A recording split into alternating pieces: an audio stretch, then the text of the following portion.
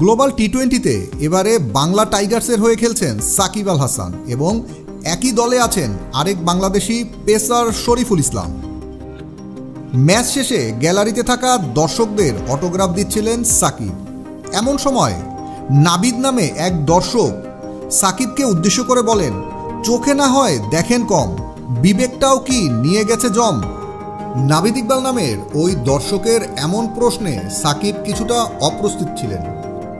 সাকিবের পাল্টা প্রশ্ন ছিল, আপনি দেশের জন্য কি করছেন? পোস্টে দেখা যায় সাকিবের এমন প্রশ্নে সেই দর্শক উত্তর দেন, আমি তো এমপি না, আমি পরিবার দেখাশোনা করছি। তখন সাকিব আবারও তাকে প্রশ্ন করেন, আপনি দেশের জন্য কি করছেন? বারবার এমন প্রশ্নের জবাবে সেই দর্শক বলেন, আপনি অব্যাহতি নেন, আপনি একটা নির্লজ্জ। গত 27 জুলাই বাংলা টাইগার্সের ম্যাচ শেষে এই ঘটনায় নাবিদ ইকবাল দাবি করেন, বলেন, যখন বাংলাদেশের কমিউনিটি পুলিশ এসে হাজির হয় তখন সাকিব আল হাসান নাবিদকে দেখিয়ে বলেন, আপনারা কি কিছু করতে পারেন না? সাকিবের এমন কথার প্রেক্ষিতে সামাজিক যোগাযোগ মাধ্যমে বিভিন্ন প্রতিক্রিয়া দেখাচ্ছেন দেশের ক্রিকেট ভক্ত থেকে শুরু করে ক্রীড়া সাংবাদিকরা। কেউ কেউ বলছেন, বাংলাদেশের এমন পরিস্থিতিতে সাকিবের জায়গায় থেকে তিনি চুপ থাকতে পারতেন অথবা এমন বক্তব্য না দিয়ে ঠান্ডা মাথায় বিষয়টি সামলে নিতে পারতেন।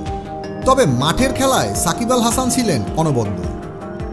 বল হাতে সাকিব প্রথমে আসেন ৫ম ওভারে, এক বাউন্ডারি হজম করে দেন ৬ রান।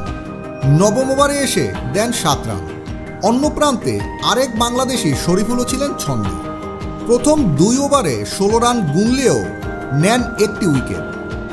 তিনি ও সাকিব দুজনেই মূল পরীক্ষাটা দেন ডেথ ওভারে।